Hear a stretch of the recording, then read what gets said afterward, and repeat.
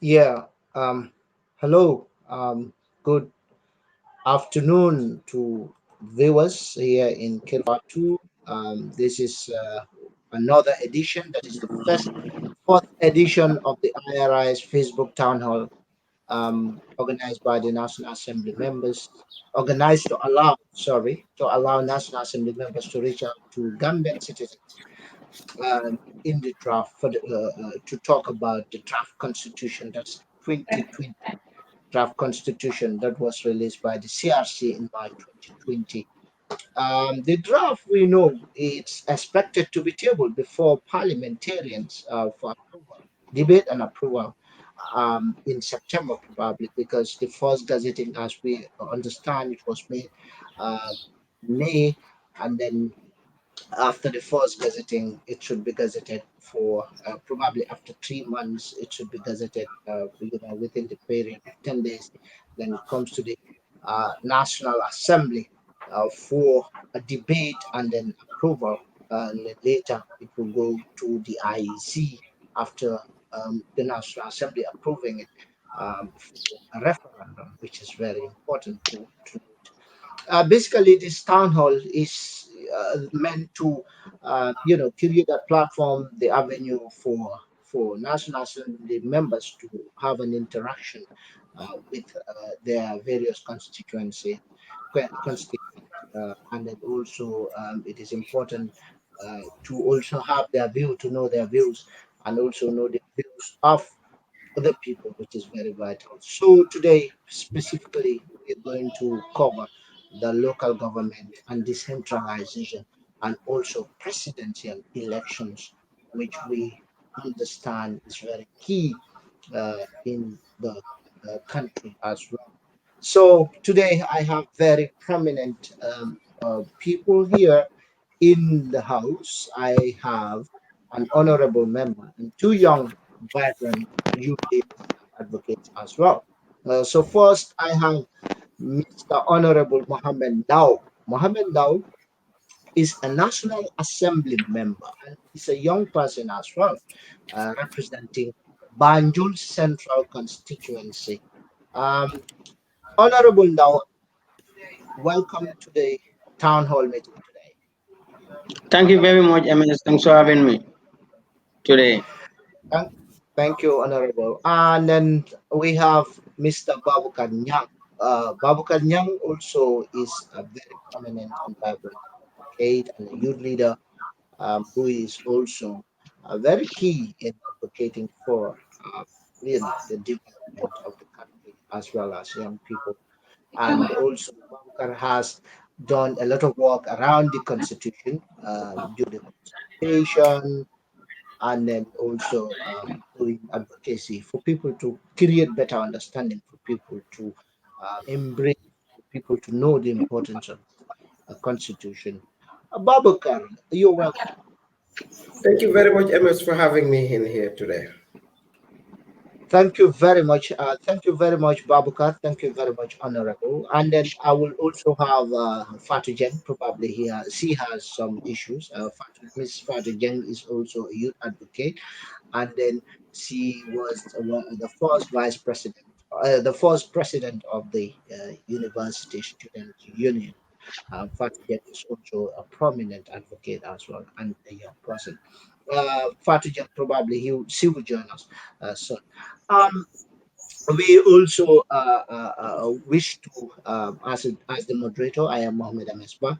I also wish to also discuss about the discussions, how it will work. If people want to participate, they can send in their comments to the WhatsApp number 58168404 568 And also, people should not do use personal sentiments or derogatory language remarks. We believe that we have to create that avenue where people will discuss objectively and constructively based on the draft constitution. So we definitely wish the platform is for everyone to contribute as well, but objectively.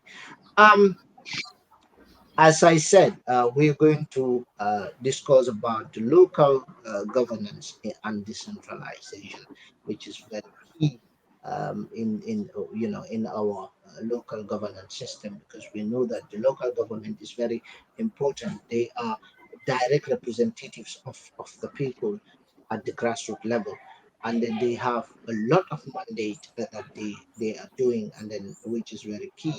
And we know that currently their independence autonomy is questioned, because uh, they are sort of influence over their financial independence, as well as their appointment, because they cannot independently appoint certain positions as well. And then also we know that these local government authorities derive from their authority from the ward, that is the grassroots, as I said. And then we also know that they are elected mayors, chairpersons, ward councillors, and among other people. Like Banjul, Banjul is a city. We have a city council where we have a sitting mayor, and then KMC mayor, and then other regions as well, such as Janjanbureh, Kunta ward as well. So, but the constitution today, we will dilate on how these constitutions, as well as other local representatives like alcalos and chiefs, because people want to know whether chiefs are elected or selected or nominated, because over the years people believe that these local leaders are not representing them. Basically, they are representing probably all partisan. It is their uh, representation based on partisan lines. So all these things we see whether they this uh, elected representatives. So basically, first we are going to talk about the questions that we are going to talk about, which is very important.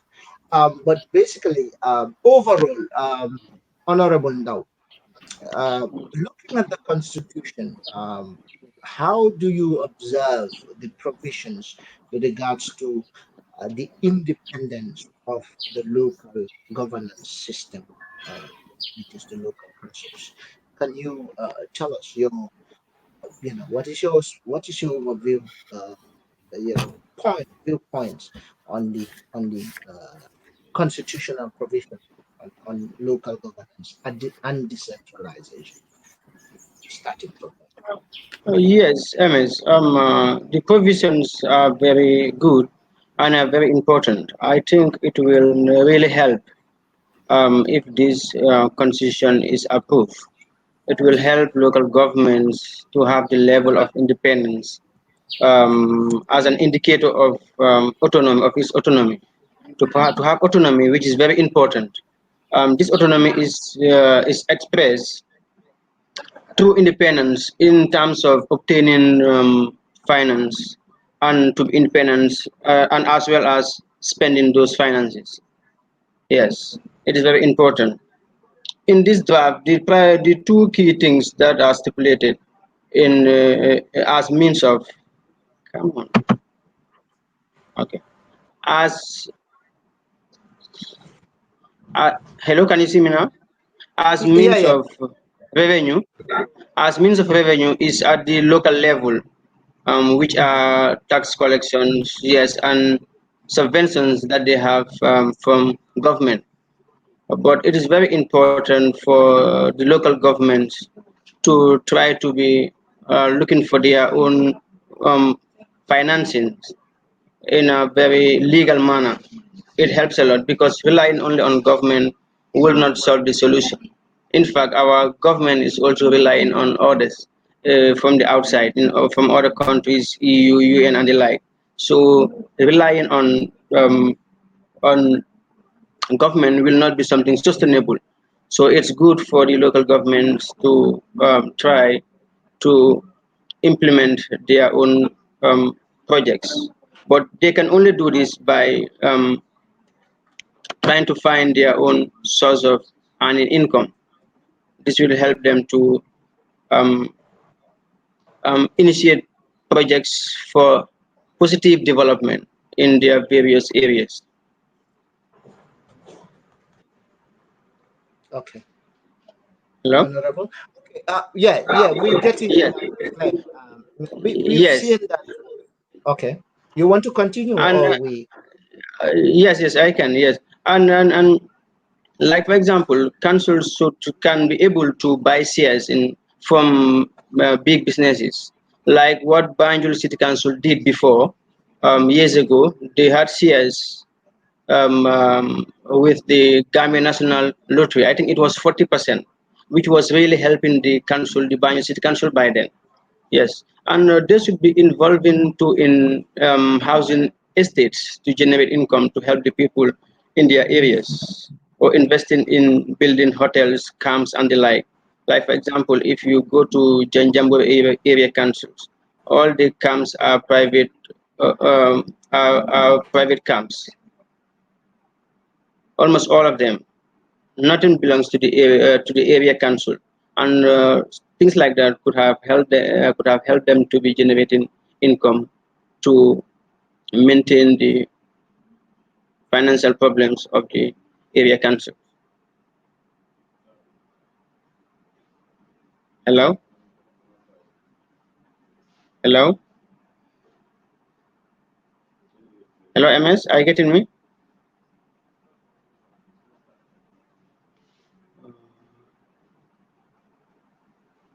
Hello.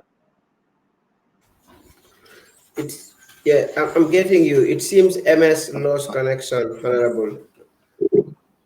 I, Yeah, you can continue. You can continue explaining. It seems on a MS lost connection.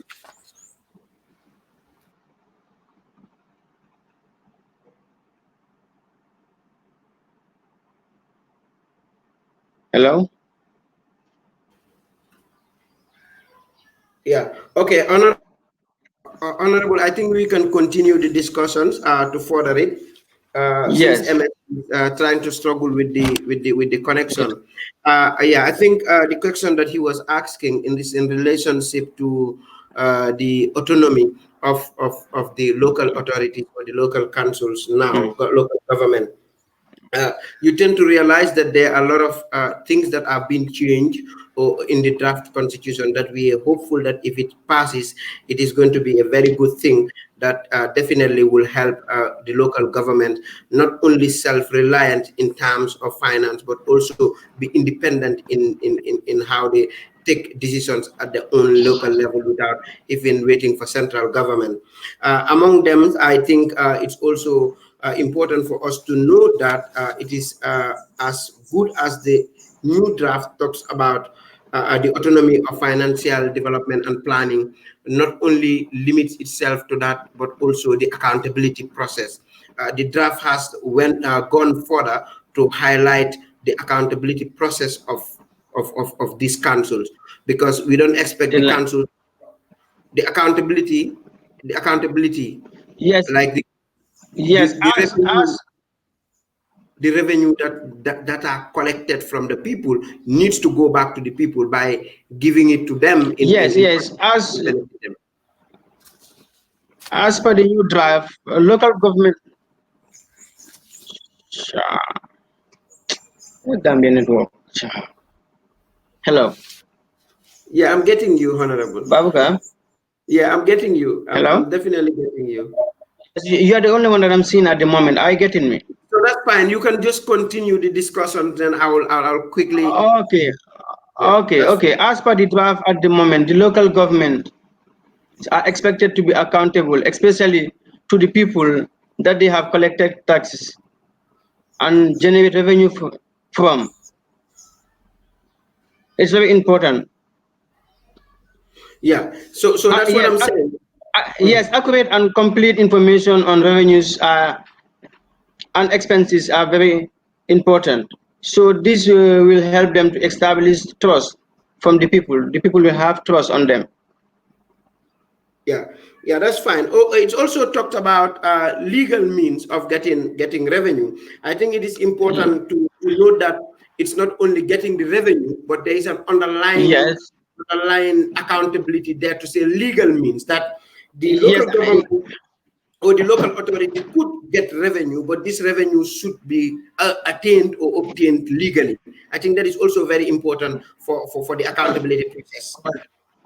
Yes, I have mentioned that before earlier, and I have mentioned that Yeah. to involve in, they can involve into or venture into different businesses, or to buy shares from different companies, Yep.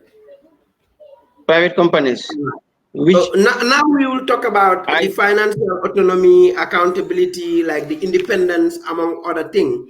I just want us to Mhm, track onto this, like the provisions in the draft on local government compasses mhm, the principles of terms of the local government, the authority are quite different in the 1997 constitution. mhm. What changes in your opinion? What do you think are the changes that happened?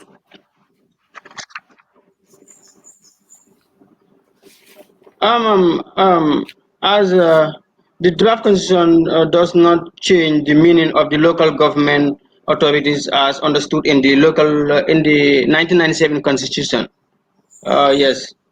However, new provisions have been introduced and amendments of some sections in the 1997 constitution have been made in the draft. The draft has introduced new constitutional requirements.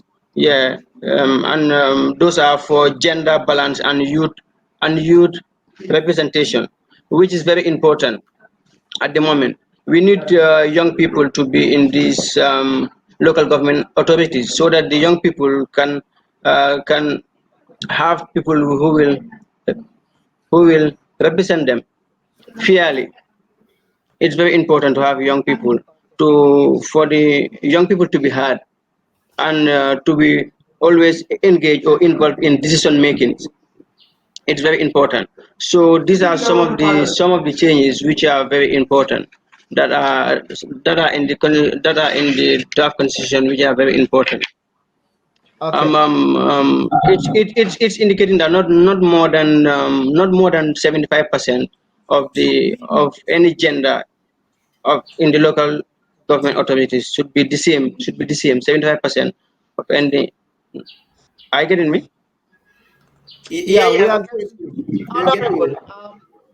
Honorable, we Yes. observe that, like, you've said there are no, like, you've made mention of some of the changes, but it's also important that there is a constitutional, like, like recognition that gives a strong, like, strong provisions to show the importance of the local government system, which is local governments, their autonomy, as well as having both administrative and then financial autonomy, which is stipulated in the new draft constitution, which was not in the Mhm, 1997 constitution, which is very key. I think it's important that we understand that point.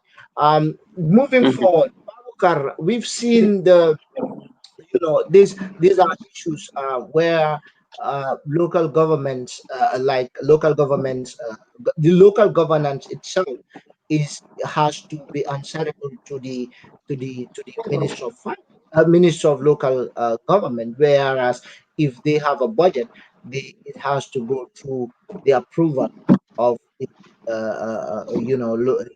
Minister of Local Government, which is the executive as a government. So what is your view on that? Like, we've seen now the constitution is trying to give you a constitution to ensure that this governance system is independent. yes, it helps the councils. This draft will help them to do things on their own without waiting for the approval of government for subventional percentages. Sometimes they might want to do projects, or they might want to do projects, but they will not have the finance to do it. They have to be waiting for government to disburse funds. So it's always disturbs the councils. They will not be able to do what exactly they want to do especially when they are running against time. So having this autonomy or this financial independence will help them to do whatever they want to do at the right time. Okay.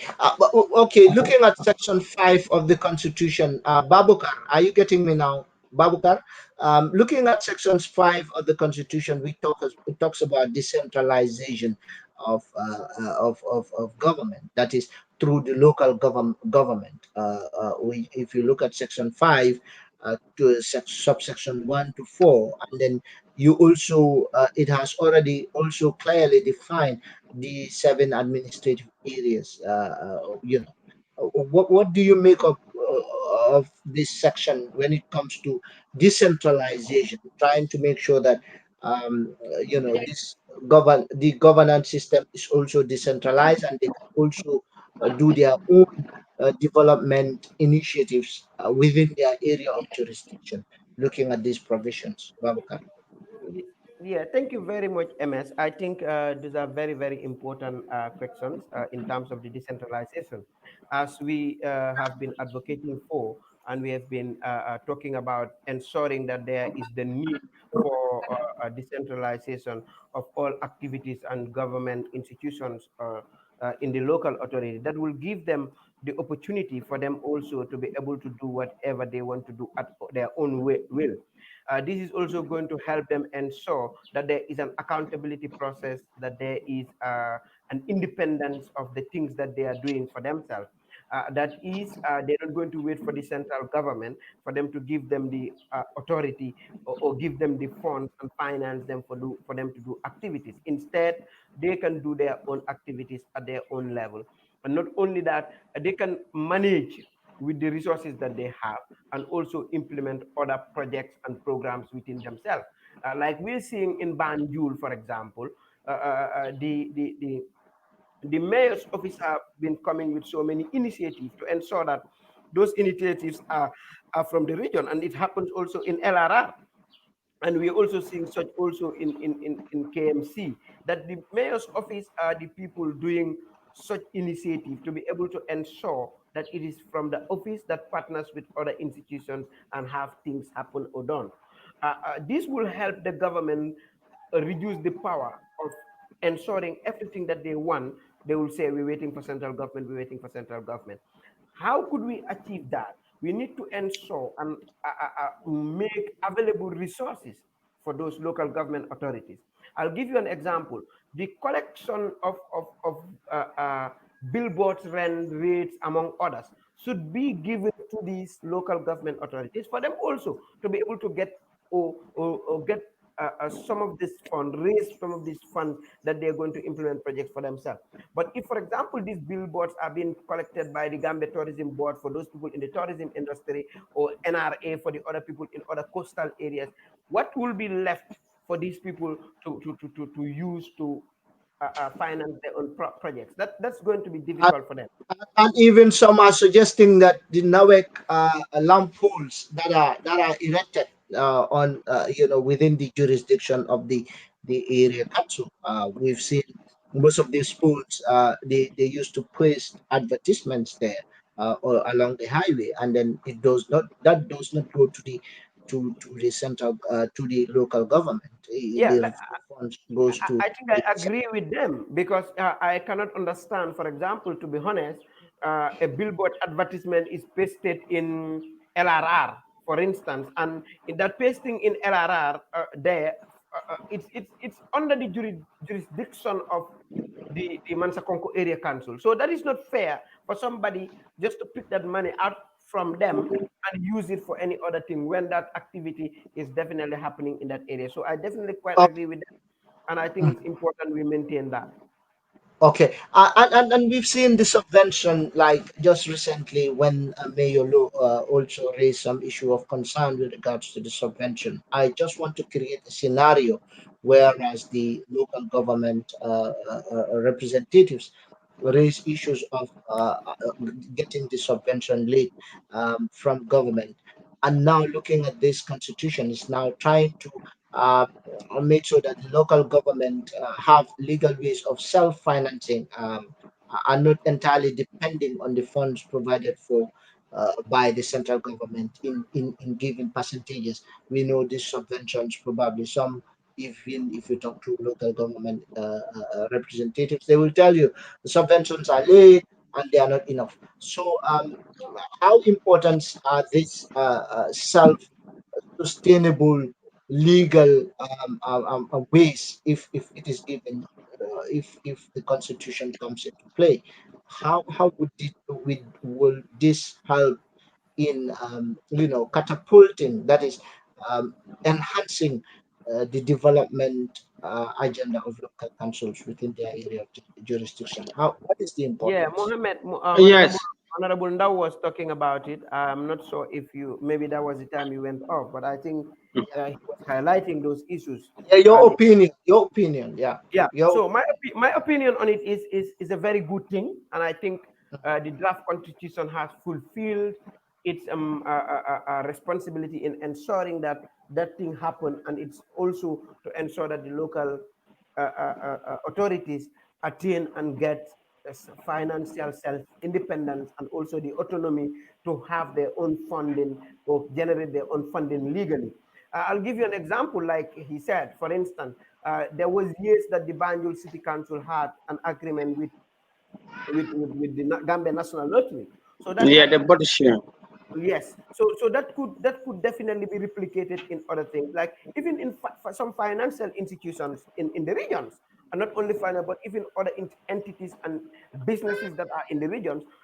These local government authorities could enter a deal, a legal deal that with them that is going to be transparent in ensuring that every funding that they generate, all the money that they have, are seen and visibly seeing that there is transparency and accountability in it. This is why if you look at the draft also, it talks about ensuring that there is a financial accountability and transparency to ensure that yeah, data informations are available for the people to obtain at the time Hmm. yeah, in which they want Yeah, to. it also includes internal audits quarterly, for example, internal audits, and all these things should be made available to the people to know what exactly is going, the money that they have paid for taxes and the like. What are they using them for? So what are they using it for? To know what exactly is going. Yeah, just to add to what Honorable Nob is saying. Can you all hear me? Yes, we can hear you. Yes. I just want to throw more light on that issue, especially when it comes to the financial autonomy, transparency, and independence of our local government. Because a few months ago, I was listening to one of the speeches that the National Assembly had, where they invited the populace, that is the mayor of Banjul and KMC. And based on both their submissions, we could get an issue from the government. Because you could hear that they mentioned that the subventions that they supposed to the government sometimes is very late, and even the subventions that they receive is very, very minimal for them to even implement actually those that are in place. So I think with the transparency of our local governments, like already mentioned, it's really going to make sure that our local governments have the liberty to venture into different partnerships that can be able to make sure that they are able to implement certain projects or activities that are meant for the development of their respective municipalities, because we all understand that we are all faced financially, or that is we have financial concern. Especially the government, I think we should pass this thing I whereby we have think fully the government their subventions for us to be FJ, able to implement the promise or the policies that we have in place. So the more independence that our local governments have when it comes to their financial transparency or their financial independence, the more it is going to help us to make sure that we're able to hold our leaders accountable for some of the actions that they're supposed to do, and also make sure that at least we are in the loop of some of the developmental plans that we have in okay, place. thank you, So FJ. with this new yeah. Sorry, Evgen, your internet is somehow like you're cutting. I don't know. Probably is the reception is not that good. But we've heard you that it will enhance, the like the effectiveness when it comes to development and other aspects. But I'll come back to you. I just want to talk about that accountability aspect, which is very key, because we've seen over the years when local government developing they are developing their annual revenue. Probably, if you go to probably a particular area of jurisdiction, if you ask how many people know the total revenue of a particular local governance or local government, it's difficult for people to tell you. But now that we've seen this constitution is trying to say that it's time to put a legal footing. So it's saying that the revenue of all the local governance and the expenses should be known to the people, which is very important because they are collecting tax from the people. So, Babukar, how looking at the current realities and looking at the constitution itself, that is the draft, how would this enhance transparency and accountability, and how will this encourage participation? That is participation at the local level when it comes to the revenue aspect and expenditure aspect of it, because we know that 60% of what is collected should go back to the people. Yeah, thank you very much, MS. I think people can only trust what they see. That is only what they could trust. And to be honest, if what is in the draft is definitely looked into, like for example, section 210 of the draft states, Yeah, and it says one, the local government authorities shall have autonomy over their financial and development planning matters in relation to the areas they have jurisdiction over, and with respect to the discharge of their function generally. Two, it's a yeah, local government authorities shall, in financial and development planning matters and discharge their functions referred to section 1, take accounts and policies priorities to government with regards to development of the country. So now, for instance, what that means is local government authorities could do some feeder routes that from funds that are generated, for instance, from the revenue that they collected, from the partnership that they venture into other businesses, among others. They could generate those revenues, and among those revenues could be plugged back into the people. And when we talk about giving back to the people, it should be visible. Let's say, for example, if there is a community that doesn't have a clean drinking water, and definitely the local government authorities has the fund or the possession of helping them, I think it's not bad for them to use from the taxpayers or the revenues that they've collected from their municipality to settle those things out before even the government comes. That this will even help that even in the education system, mhm, villages, communities, even districts needs to take ownership of the schools. Like for mhm, example, if there is a structure that is put in place by the Ministry of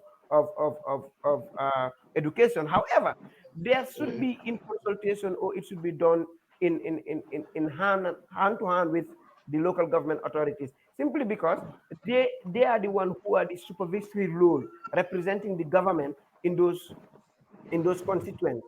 So it is important that even the education system in the villages, people take responsibilities of the schools and own them, and ensure that look, the educations of the children are priority. Not only giving everything to the central government who decides or do something, they want at their own pace. Like for example, if you go to other countries, the local government authorities does a lot, but because they were us claim not to have been having the autonomy, which was right. Now that we are seeing this autonomy in this draft constitution, if it passes, and that is what we're all praying for, then we are saying that we might be safe in having that. If you go to countries like Nigeria, also the Federal Republic is responsible in doing that. So us in the country as well, I think we are not having that federal character in us, that people putting their money in this constituency, seeing themselves having it also or being brought back to them. It's something that is making people to doubt that even halis bu ñoo fay yëpp si lumo yi anam, halis bu ñoo fay yëpp si daral yi anam, halis bu ñoo fay juuti anam. So people start to ask, where are those monies that they are paying? So it is important for us also to hold them accountable, to us who are paying those monies to them, to ensure that those monies are put in the places that people will be able to see. And I think with these tools and the things that the act has given provisions for, it is therefore important that they will do a very good job okay. if that is giving. Okay, Uh, Babukar, uh, honorable. I am honorable. but Honorable. I yeah, want you to go. Honorable, I want you to dilate on. If you look at Babakar has made a rundown on of section 210. I want us to discuss on subsection 4, where it 200 states and that an 210, 210, sub 4. It clearly states about an act of the National Assembly shall make provisions require local government authorities to draw certain issues. Can you tell us, because we've seen a lot of provisions in the Constitution where act of Parliament should be brought forward to enhance those provisions, but it remained futile. So can you tell us what is your view on this, and then also how would you ensure that this thing comes to play? hello, MS. Please go back to the section to the section that you're talking about of the draft constitution. I Section 210 for sub 4. 210 sub 4. What does it read? Yes, sub it states that they like an act of parliament, as part of the financial autonomy and accountability. Mm, It states mhm. that if you look at sub 4, subsection A, it says, um, first it states an act of the National Assembly shall make provision a requiring local government authorities to draw up a comprehensive list of all their revenue sources and to maintain data and total potential collectible revenues. You understand? And then B states prescribing financial control and accountability measures for compliance by all local government authorities. And C, imposing regular audit requirements and procedures for local government authorities. We've seen there is a problem, and then we've seen local government authorities will come before the National Assembly to put in their audit report, and then the National Assembly will tell them to go and adjust. They will come back and they will tell them to go and adjust. And then now this constitution is saying there should be an act of parliament to regularize that, to regulate should like from where a comprehensive plan on compliance, financial and control and accountability. So looking at this, because we've seen over the years, the constitution will provide an act of parliament that is parliamentarians to work on it, but it remains futile. We have a lot of constitutional provisions that states National Assembly should enact an act, but it doesn't come to pass. So how do you see these provisions, and what do you think is the role of the National Assembly to ensure that these things happen in the new constitution? I am very sure that all of my colleagues will support it because it is very important. And as of now, without those provisions, it will not help these local councils to develop, and it will ensure 100% accountability and transparency. To be quite honest, as of now, some councils are receiving lot of millions every year, but because of lack of transparency and accountability, proper accountability, this is why people cannot see where they are putting all those monies. As of now, the local governments are no more responsible for feeder routes. It's central government who is responsible for feeder routes. But let's say BCC, Banjul City Council, and Carnivine Municipal Council are councils that should have been able to solve some of their problems 100%. Look at how small Banjul is. Even to control waste management is a problem. Since last year, August, we have been encountering these problems. Even to have compactors to be collecting waste is a problem. And we have been, and Banjul, it's really generating tax, generating income. I get it, me? You've made mention of, but now this new constitution is trying to now put in the tasking National Assembly members. What do you think is the role of the National Assembly to ensure that this thing happens? Because it is there. If you look at section 210, sub, I've made mention sub 4. It clearly mentions what the National Assembly members should do. Yes, the PACPEC responsible should ensure that there is proper oversight function. There should be proper oversight function, and if they happen to see that things are not going well, there is no accountability, there is no transparency, let them hold them accountable. There should be no muscle heart syndrome. Okay. This All is it. right. Fajen, what is your take on the discussion? What do you have to ask, Honorable, or what is your view, and then what do you think? Because I know you are a Banjulian, and Honorable is a representative from Banjul. Yes. But I'm kind of missed many of the things that was said because of my internet is a little bit unstable. But with regards, because you mentioned that we have issues in Banjul, especially with waste management and all.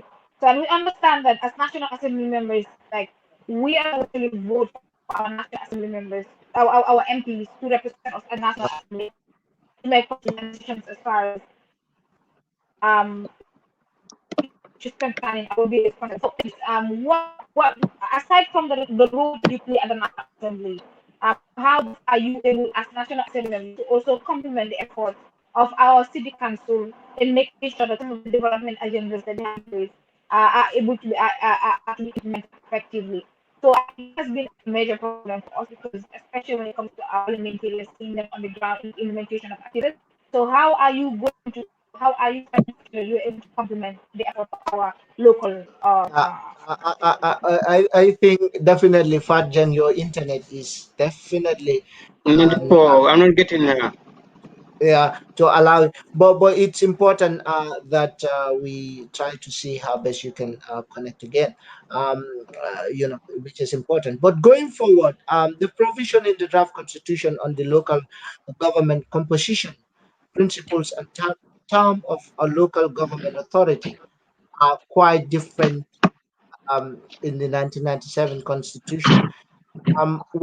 What, in your opinion, what changes would you see with like in the introduction of these new provisions, bringing about local administrative levels? Like, do have you seen any progressive, uh, clauses, that were not in the 1997 constitution, and then they are now in the final draft. Babukar, I start with Babukar. Babukar, have you seen any changes? What progresses do you think has been made in the final draft? Contrast to the 1997 constitution. Thank you very much, MS. I will say there are a lot of progresses that have been Mm, made, like on the and local government, definitely yeah. very much, Mm, yeah, on the local government. Of course, there are a lot of progresses that are being mm, made. Apart from the name that has not just been changed, that is just there. There are a lot of mhm, things that have been made, and I think we need to applaud the CRC for ensuring that the principles of local governments are mm, put in place, and that for in section 203, the principle of decentralization, are also mentioned, where you have to promote a democratic and accountable exercise of power. That is also to ensure that the local governments are self governance to mm, the people to be exercised through their representative local government authorities. It also bars some of these local authorities from taking political sides, which is very, very, very good, because at the end of the day, they are yeah, partisan representative. line. We've seen it. Yeah, Yeah, yeah. partisan right. Yeah. At the end of the day, they Mm, are representative of the people in the mm, region, which is also mm, very, very, very good. It also definitely supports and promotes those that are marginalized, groups, and even the communities that are marginalized. The central, mm, these local government Act definitely talks about that in these sections, and it ensures that they are not marginalized, they are protected, their interests and rights are also protected, which is also very, very good. Ensuring also that equity sharing national and local resources throughout the Gambia. I'll just take an example of these and give you why it is important for these type of things to happen. There are regions or local government authorities that differs in the way that they get their own things. Let's say, for Yeah. example, I'll take Kuntawur Area Council. What Mhm. type of economic activity, for instance, could the people of Kuntawur Area Council generate in ensuring that they have funding to be able to sustain themselves in the long run, compared to LRR, compared to URR, compared to And you KMC know and Banjul. and Banjul. So therefore, this Hmm. is also fundamentally important that we need to look into to ensure that there is equal sharing of. And if KMC, for example, have all the banks that they could get in, if KMC could have all the petrol stations that they All the could get, hotels. all the hotels, everybody. In Hmm. Kunta Area Council, you might not have that. So therefore, these things are now being highlighted in this draft, and it is to ensure that there is equity, there is ensuring that there is fairness in the sharing of the national cake, as many will say. So these are important things that we highlight. So the people of Kuntawood, people of Kerewan Area Council, the people of Mansa Konko Area Council, or even Janjambure Area Council will want to think that, you know, our local authorities are not doing anything for us. Fine. Seni bana makoro pa do ko legi to na Sometimes we blame them for things that they do not do. However, we should also look at the capacities that they have in doing those things, which is very important. We are not taking excuses for them. However, we should also measure to see what level of capacity they have to generate Babuga, income. Yes, please. Babuga, in fact, those are genuine excuses. We can take excuses for them because, as you rightly mentioned, they cannot generate income as like Banjul City Council and KMC. They can only generate income from these lumos and the like. Mhm, Apart from that, they cannot, and from compound tax, and mhm, which is a very small amount mhm, compared to Banjul KMC, where we have hotels and the like. So, look, like for example, in KMC, only what KMC can generate from Kerr Avenue or mhm, the Battle Harden Highway mhm, is far more than what Kerwan Area Council and Kunto Area Council are getting every year. So for developmental projects, this is what I was saying, that councils like KMC and Banjul That, can do some on their own, mhm, can do some of these so projects on their own. yeah, honorable. So it means there is a progressive provision in the draft constitution. You get me? I'm getting some noise. Some, I don't know. Can you mute if you are not talking? Okay. Okay. Looking at the provisions, it means there is a progressive I was not getting you. provision. With, The line was breaking. are you getting me now? Are you getting me? Are you getting me, honorable? Okay. Okay. Continue with what you're saying. Then, um, I was just trying to say there is a progressive clauses. There are progressive clauses when it comes to the provision with regards to equity, and decentralization towards having, the national cake, or having, resources available for other areas of jurisdiction, or looking at the differences when it comes to economic opportunities, as we can put it. Yeah, yes, I will give you an example. During the supplementary budget in July, yes, during the supplementary budget in July, central government decided to help these councils to pay their salaries for them, to help them with funding. And it was done in a manner that was very fair. KMC and Banyo City Council will receive 3 months' salary. Government will pay 3 months' salary for them. Kerewan, Kuntawur, and Mansakong and the like, government will pay 6 months' salary for them. This is because of the That's Hello. equity. That's Yes, equity. equity. Yeah, this is because of their financial strongness. They are not financially strong. The other councils are not financially strong compared to KMC and Banjul City Council. So that was very fair. So things like that should continue. Yeah, the Constitution is trying to say that now. Okay, going Yes. forward, looking at the term limit, the terms of office of the local governance, we can see differences between the Yes. 1997 Constitution, which says 4 years, and now 4 years. the yeah, the new Constitution is saying 5 years. In five Instead years. of four, now it's And 5 years. in fact, the constitution in the 1997 constitution it was 4 years, but they always serve 5 years. But it is good that it is clear now. It should be 5 years, and they will serve 5 years. But before, it was 4 years in the constitution. It is 4 years in the constitution, and they serve 5 years. How comes they serve for 5 years? Yes, they serve 5 years.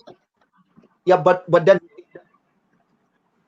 okay, Mhm. all right, fair enough. But, it's important that But we understand that they serve for, yeah, I think most of the time, honorable, they serve 4 years. I think that is how it's now, supposed to be because now I can fully constitution. remember the last local government before this the local government election in 2018. The last one was 2013, and from 2013 to 2018, it's 5 years. Yes, that's 5 years exactly. I can fully remember. I was a candidate. I can fully remember 2013 elections. Yeah, I Yes, can vividly remember it was because the presidential was 2011, and then parliamentary 2012, and then local government 2013. 2013. Yeah, 2013 to 2018. That's 5 years. Yes.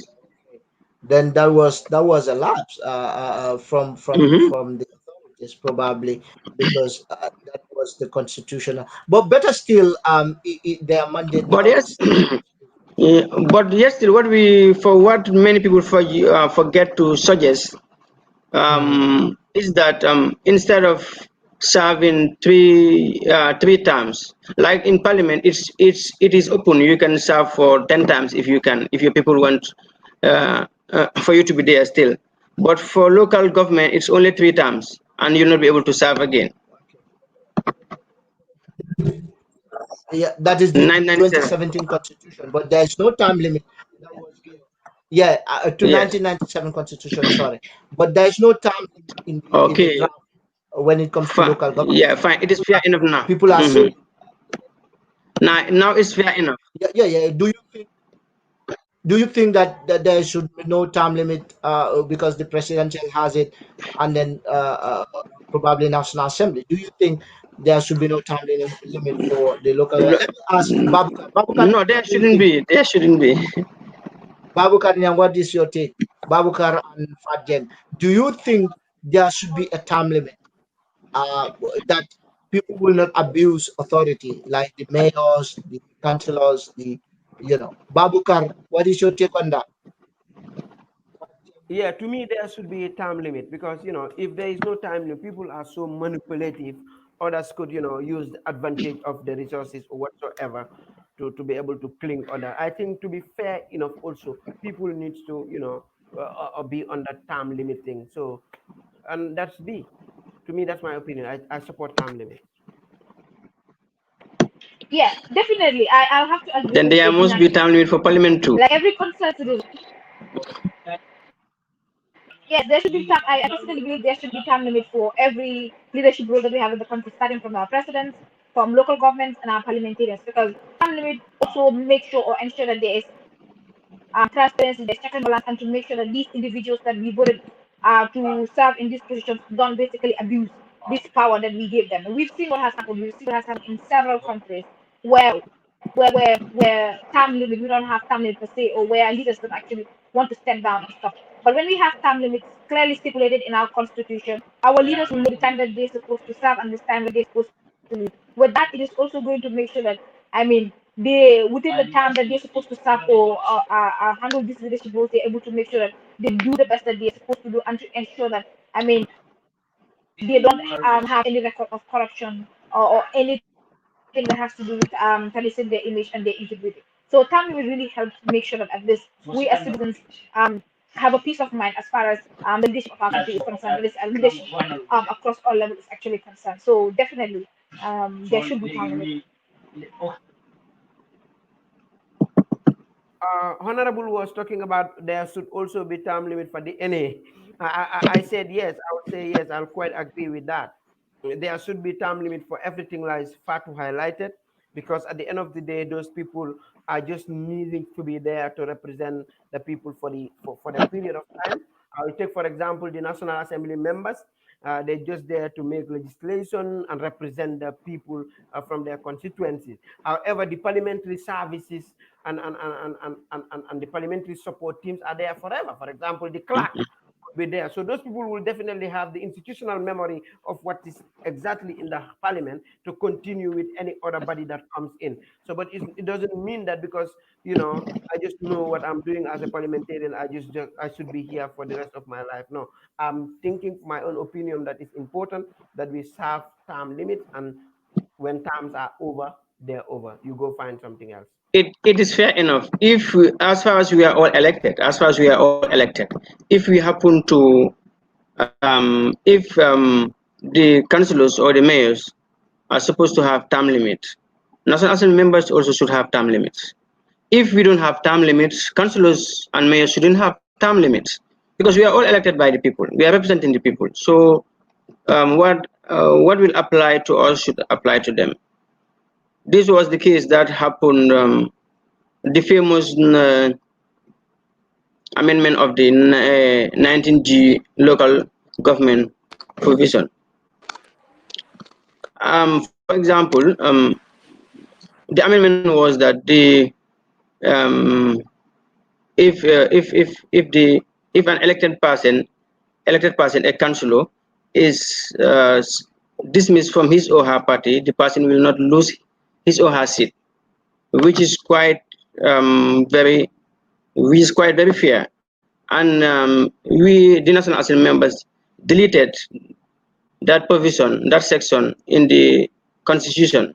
So I was saying, and I was supporting the amendment of that, or the deletion of that provision in the local government, because it should be fair. We are all representing the people. If you happen to say that the National Assembly member, if he or she is dismissed from his or her party, he or she can still continue in office, but it doesn't apply to the councillor, which was not fair.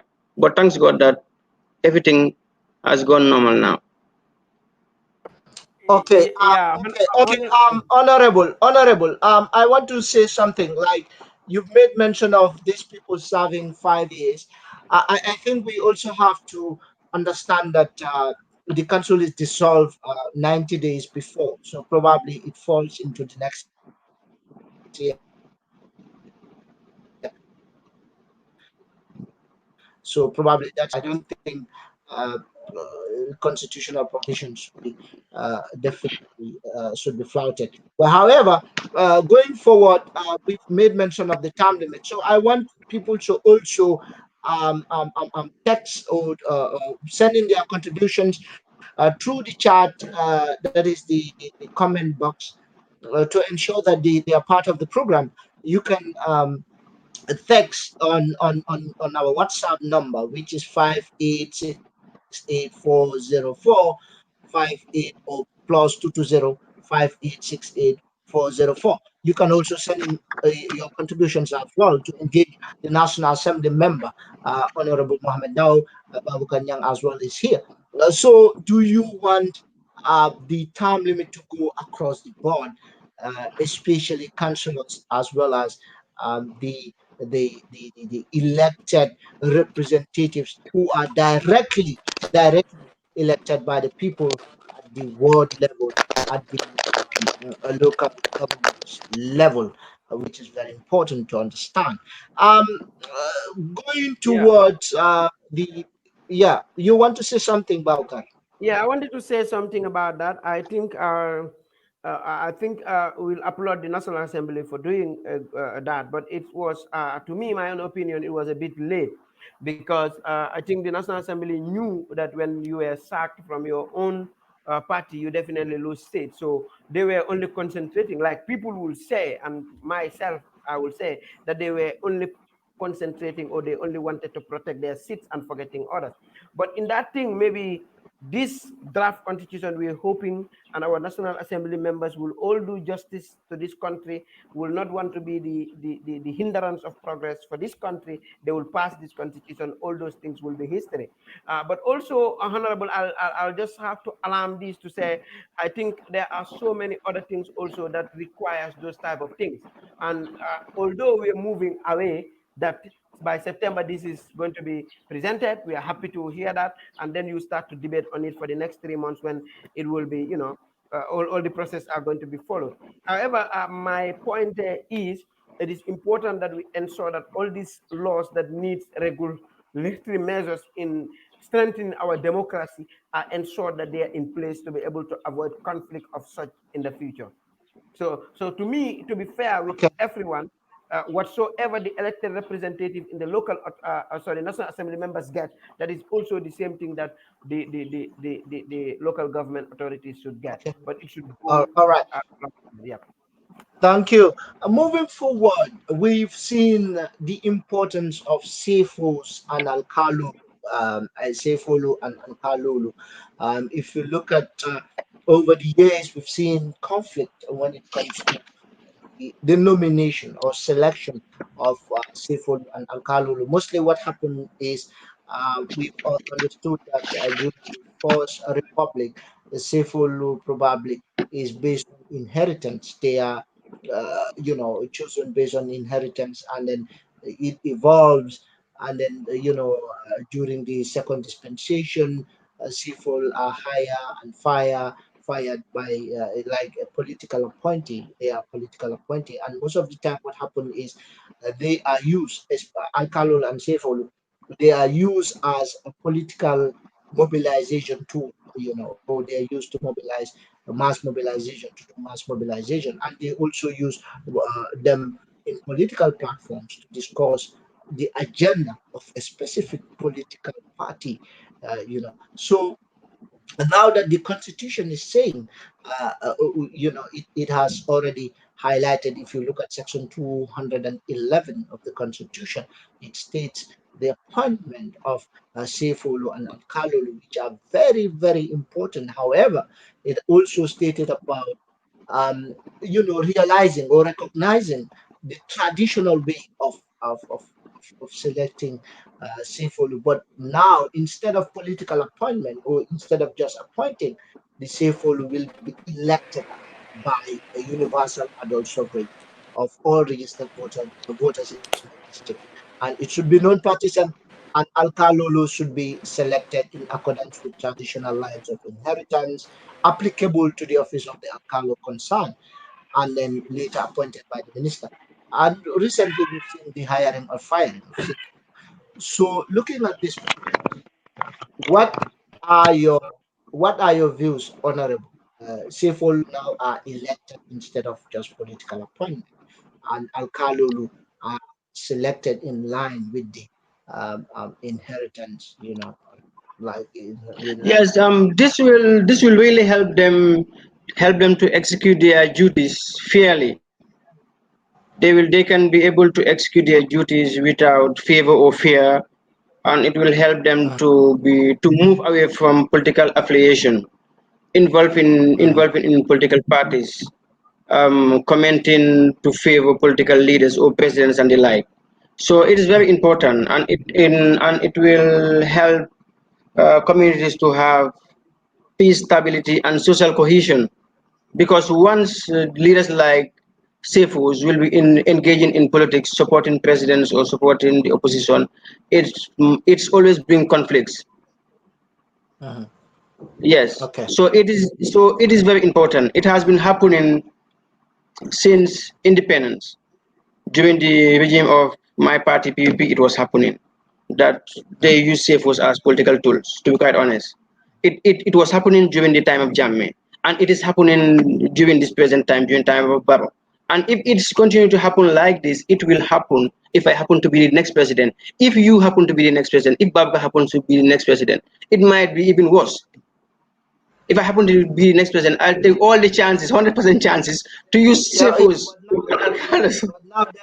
but now they are using, the constitution is the supreme law of the land, and it is now Yes. deterring Sefolo from being partisan, and they are elected by universal adult suffrage. Yes, this is what I'm saying. If this constitution is happen to be passed, then we will graduate from those things.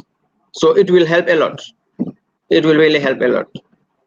That will help us. Okay, Babukar, we've seen, looking at the importance of Sefolo, it's not only to be a ruler, but Sefolo, they have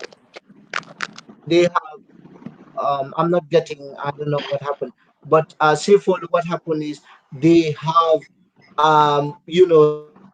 representative, they represent their people at the local level, that is the local council.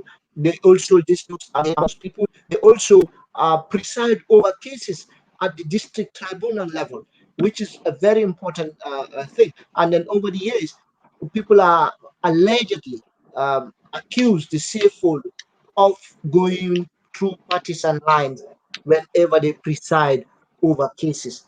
And now that this constitution is clearly stating how CFO will be elected, and also Section 212, if you look at it, provision which prohibit CFO from being into partisan politics.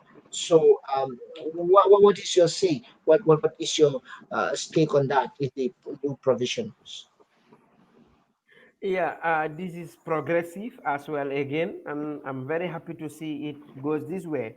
And to be honest, I think it is important that we take note, like what my brother Honorable Ndow was saying, that they've been used for so long as political tool, mobilize people, even Samsung people Yeah. who are not in the same political lines with them. Mhm. And like you said, these are people that have authority in the region. They are people responsible for ensuring that there is stability, there is cohesion, there is also authority in at the regional level, at the district level, to ensure that there is peace even within the communities they are governing. So if, for example, they seem to be in partisan line with maybe incumbency, and that person goes off again, what will happen is there could again be a replacement of Kefolus. And we've been seeing them.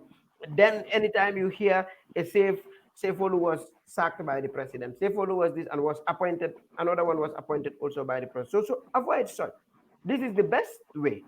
Just like we elected Honorable Ndow, we ought to ask him to do what we want. If not, we are removing him. Just like we asked the way we elected Honorable Fat Jeng, just like the way we Honorable MS Ba, the same way that is going to happen. If I they am were not there for us, elected honorable. right, that's I'm fine. just If joking. they're there for if they're there for us, fine. If they're not there for us, when the next election come, we remove them and put the people there. And I think it's also important that we appreciate definitely the efforts of the CRC in trying to put these things together, and also ensure that even the alcalos, because we're in the Gambia, we're from the regions, we're from the villages and others, and we've seen how it goes when an alcalo will target a group of people or a household who are not supporting a political party. And so now, if that is going to be a history, it's Yeah, going to be and a clear manifestation was at the TRRC. We've seen how Sefol were used and abused by political authorities, people in right. authority, Like, based on what Honorable Dow said, this thing has not Mm. been new here. This thing has been here since the First Republic, the Second Republic, and we are seeing it as right now in this also the Second Republic that is continuing right now. So it seems that it's not it's not going anywhere if we do not change this, and that is why Okay. I'm also calling again the National Assembly members. They are our hope. They are our last resort in ensuring that the governance, the 22 dictatorship, that 22 years of dictatorship that we all fought for and we were all crying for, that has to come and end, and it will can only end if this draft constitution is passed and we all Okay. have a new and also in a third Yeah. republic we all clapping on. Let me come to Fatu Jen. Fatu, are you getting me clearly? Fatu? Yes, MS. Okay, okay, perfect. Now we've seen the tenure and removal of Sifulu and Alkali, um, which is you know they can hold office for a lifetime, or if they resign, but also maybe remove on the following grounds: when you are when one is sick, when you are um, also accused of gross misconduct, maybe you are into drugs or so, and also an act of parliament also to provide the powers and functions of the Shikolu and the removal as well. So, what is your take on that? Like now, Shikolu are elected, and then the Yeah, removal. I didn't hear what you were saying properly because it was kind of breaking. But just let me know. I'll just repeat just some of the things that I've heard, and you will let me know whether that was what you asked. So you asked about my opinion about the appointment of CFOs and alcalos, right? Yeah. So just to also echo what some of what Nyang and Honorable mentioned, I think for the past years we've seen how alcalos and safos have been used for political gains, or have been used politically to be able to maybe drive certain motives which are not beneficial for the development, that is for the socio-economic development of our respective districts and regions. And this is something that is really welcoming personally, because I think the president shouldn't really have direct interference with the appointment of certain leaders, especially when it comes to our traditional and local leaders. And with the fact that now we have our CFOs that are going to be voted by the districts that they are in, and then having now the alcalos actually appointed by the Ministry of Local Government and Land in accordance with the traditional lines of heritage. I think that is something that is good, because now it is going to make sure that there is independence of that is political independence of these leaders, and this will make sure that they are able to execute their duties to the fullest, because we've been able to see how CFOs were not able to do the work that they were supposed to because of fear for the loss of their lives, or because they were aligned with certain political parties. But if they are now apolitical, they'll be able to execute their duties without fear or favor. And I think that this is something that is very welcoming.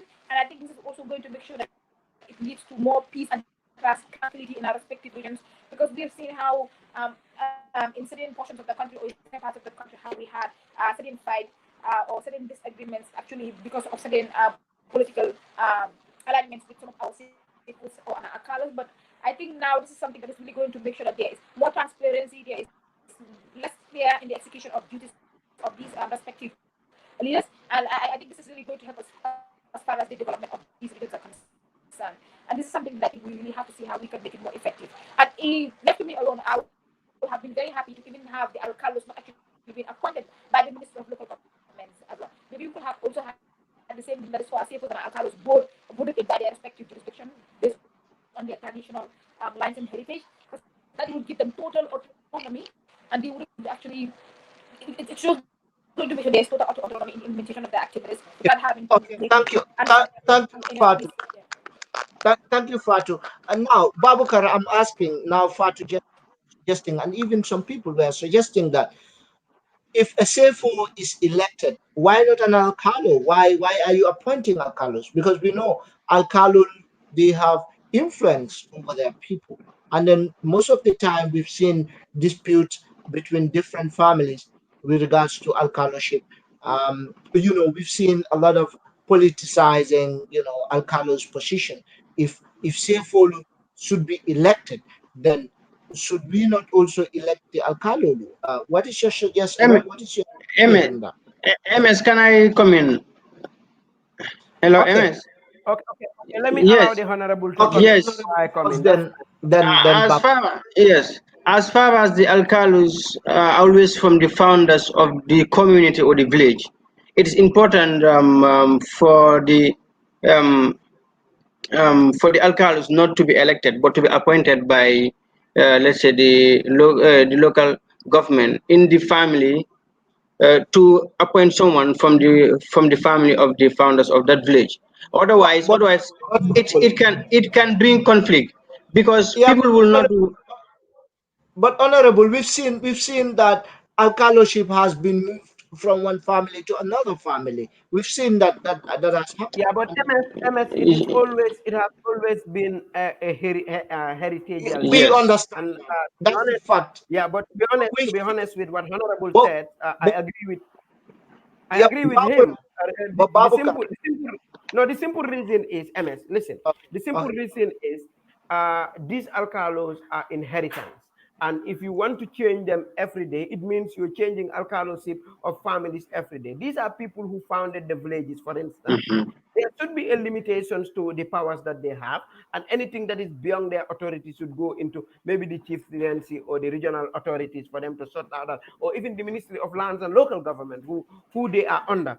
But sacking them, or sorry, electing them will definitely bring too much conflict, Problems. okay. again, Mhm. Uh, problems uh, upon problems in getting it. okay. Unlike the chief, retired civil servants could be the chief based on experience. People of knowledgeable in terms of the areas or the places that they've lived could also be the chief, and of any region, and just to sit over disputes, work on the district tribunals, among other things. But to be honest with you, I think maintaining this position of the draft is my own opinion.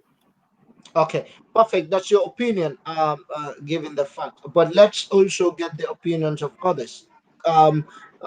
Whosoever have a different opinion, you can just share your comments whether Al Kalulu should be appointed or elected. Appointed or elected representatives. You can share your comments. As I said, you can just go to the comment box, share or share with us on the WhatsApp number as well. So we will go up to 4:30 because we've not started early due to internet connections. So I am reminding you, this is IRI show supported by IRI. It's called Town Hall Meeting with Honorable Members. We have Fatou Jeng from Banjul, a prominent youth advocate, as well as women advocate, and then Babkar Nyang, also a youth leader and an advocate, and then Honorable Muhammed Ndow of Banjul Central Constituency, a National Assembly member. You can definitely send in your comments. I know you have your comments. This is a golden opportunity for us to comment, engage our National Assembly members, for them to know what we really want to be constitution, because it's the last part, as we said, the last dot. Al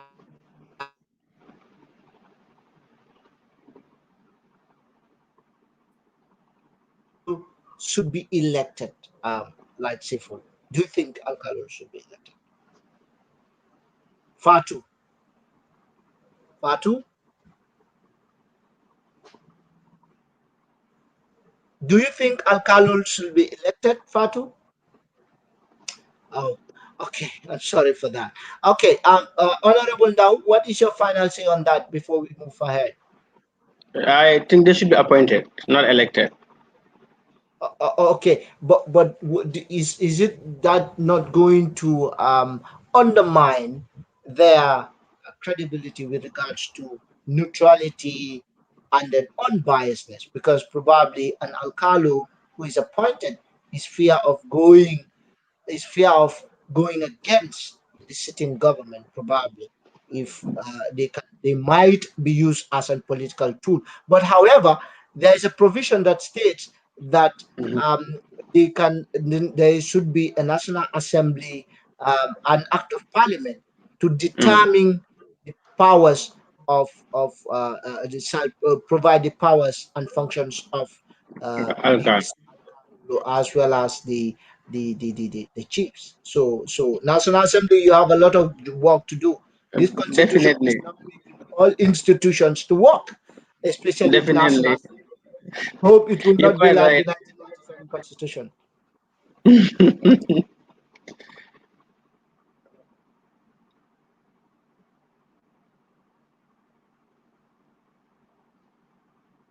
Hello.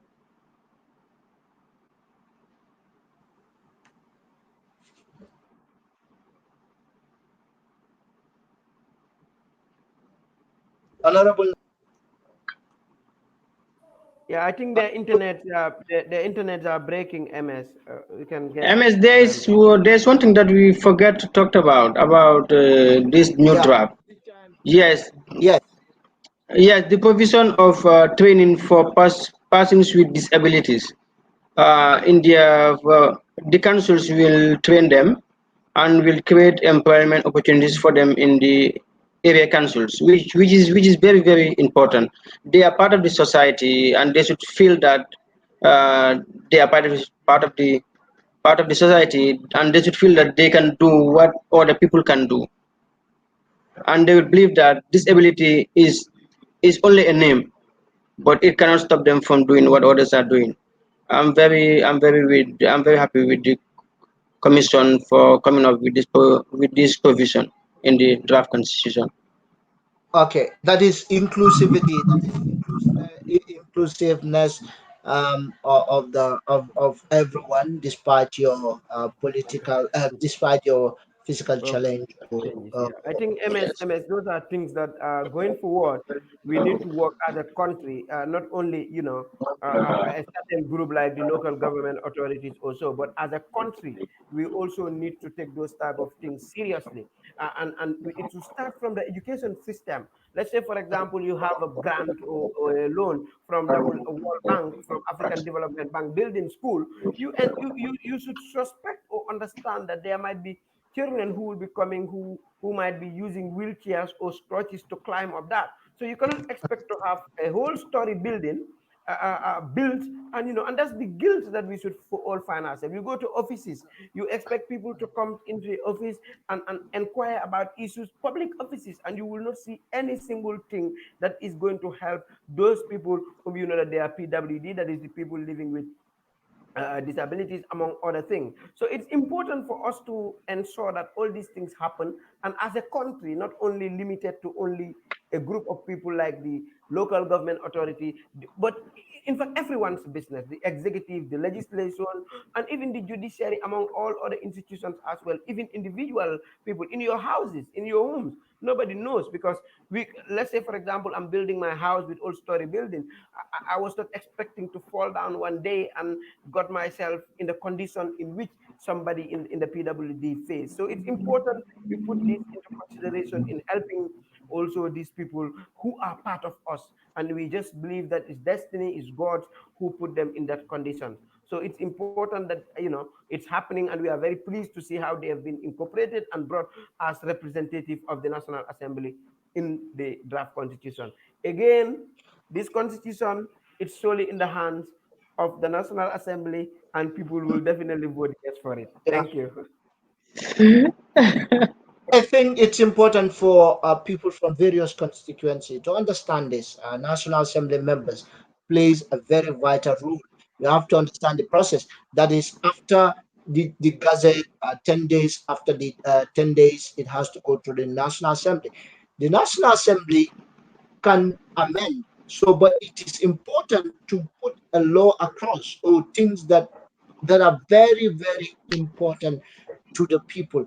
So how can you gauge the importance of this discussion, or the people? I think National Assembly members, it is important to also engage your people. That is your constituency, because we've seen 1997 constitution. People voted. People voted who don't even know what was in the constitution. People confessed. Even if you do radio programs, people tell you, even in all these referendum. And then we've seen other countries where people will vote and they don't know what they're voting for. So it's important for people to understand. I think this is very vital. So moving ahead, we've seen a local government service commission, which is going to be established by the constitution. This is the final draft. It is to just summarize it. This commission is going to serve as an oversight body that will monitor the implementation of programs, policies, the effectiveness, efficiency of certain projects that the local councils are um, implementing. If you look at section 273. Um, Honorable, the National Assembly, how would this help the National Assembly? That is the commission that is also having an oversight function over the local government council. Um, Would this strengthen your work as National Assembly members? yes, it will really help us and make things easy for us because the commission will do almost exactly what the National Assembly is supposed to do. So doing this will show the councils that everything should be intact. They will make sure that there will be accountability and transparency. They will not do anything illegal in terms of tampering with funds with the revenue that is collected. So with this provision coming up with the local government service commission, things will change within a short period of time because every council will be very mindful. Will make sure that they will not go behind bars. I will say because if you happen to embezzle with monies of people, Public you might funds. end up yes, you might end up um, you might end up to jail. So things will be effective. Work of the council and the work of the commission and the national assembly member will be very effective. It will be double efforts, so which will make it very effective. Effective. Okay, thank you. Okay, then we will have many commissions. Even there is a commission that will also oversee the implementation of the constitution itself. So then there'll be, but people say it's definitely necessary. If people like it, if people want it, then it so be it. Okay, looking at the commission as well, Babukar, we've seen this commission is going to serve as an oversight function. We've seen councils over the years; these are realities. Councils audit where an audit sort of internal audit where councils are having ghost workers. We've seen those workers, people who are there on the pay list, who are not working with the council. It probably is based on political lines. We've seen reports that were published, from various councils. So now, how do you MS, think this will be effective uh, to manage the operation?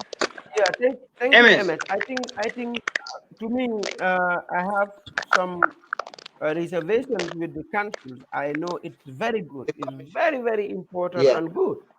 But yeah, the commission Mm. rather. I'm sorry for that. But I just hope they're not gonna be like commissions that you're gonna So establish, toothless and at the end of the bulldogs. day, Are the you saying president. toothless bulldogs?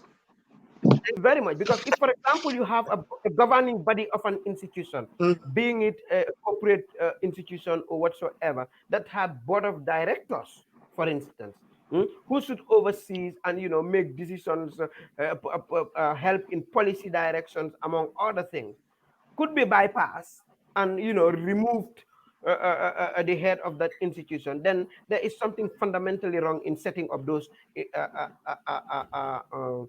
sorry, oversight commissions, oversight commissions, for instance. Because if Okay. you have the public service commission, it should be a commission that its members should have a high standing level of commitment to nation, not only to the president. And also, to my own belief, I think it's my opinion that that selection process should have gone through the National Assembly for them to check, and after the appointment and all those stuff, so that they will see if that person.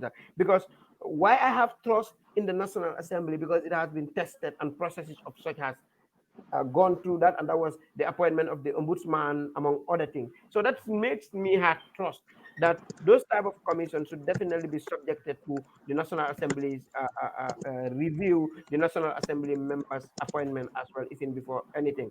But if it goes to the president for him to appoint, he might be dissatisfied one day with MS, and you are out, you're home. So which definitely will not help even establishing this commission. At the end of the day, it is just going to be like what happens in other countries. People that you could not fit in your own political spaces and they were supporters of you are put into those positions. Okay, fair enough. Fat Jeng, what is your take on the commission?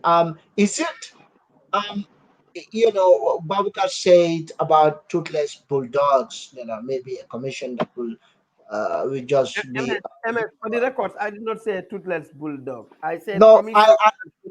okay, okay, fine. Okay,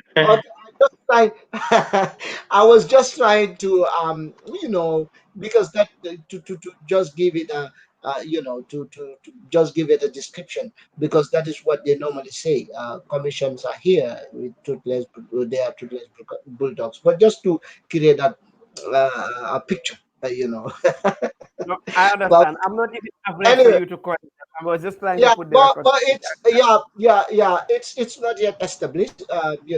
We are having a frank discussion, so I believe it is important to also be frank sometimes. Fatu Jen, what do you take up on this commission? Do you think, because the National Assembly obviously has an oversight function, like we have the National Assembly Select Committee or local government. And then these people, the commission also is coming on board to, um, you know, to oversight, to have an oversight over these local government councils. What is your opinion on that? Fajen.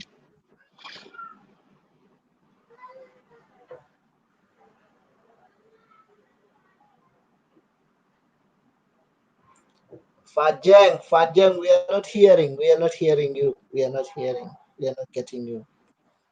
Fajen, we are not Yes, getting I you. was muted. I couldn't unmute myself. I couldn't unmute myself. I, Oh I my can hear you now. goodness. I was muted. I couldn't unmute myself. Yes. Okay. So let's be frank here, because we're having an honest discussion here. I tend to agree with Barbara, because how many commissions have we actually established in this country? I've seen several commissions that we've had here, but the effectiveness and their efficiency is always actually questioned.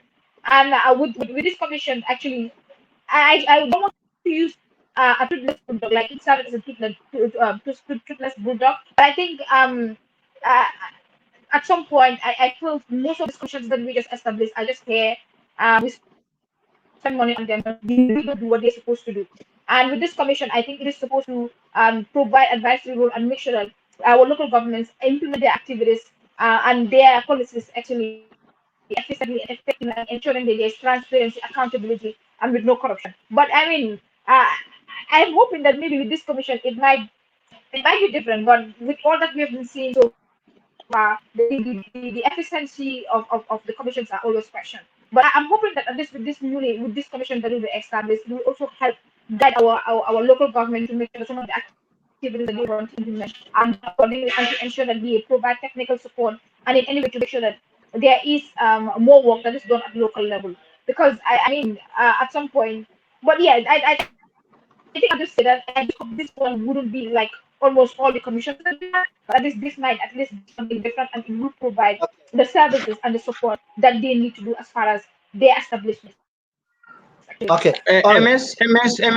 I talk about the sorry, I talk about the effectiveness and the efficiency of the commission, which will be very good.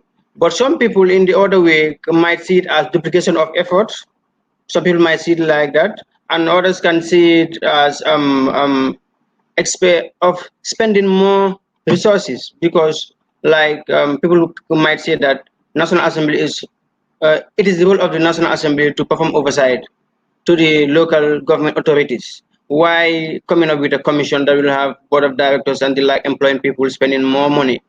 That we always complain that government don't have enough resources. That is another. That's my other opinion.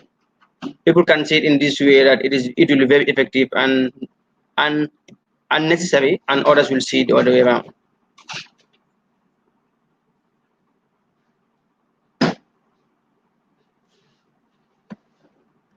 I'm not getting.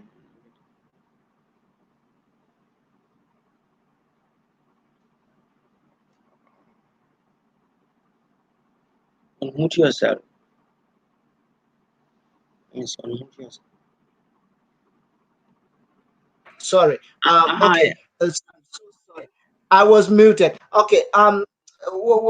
People were talking about this commission, and then they have the opinion that this commission is just like a duplication of the four, whereas National Assembly has a select committee on the local governance, so local government, and then more often they engage these people, and then what these people are doing, that is what exactly probably why not you extend the capacity of the select committee probably by making sure they have the capacity, the probably subject matter specialists to deal with policy implementation, you know, projects and programs, and then they do the functions. So if you look at the section itself, there are certain also a number of commissions that are mentioned. That is the Public Service Commission, the Teacher Service Commission, the Health Service Commission.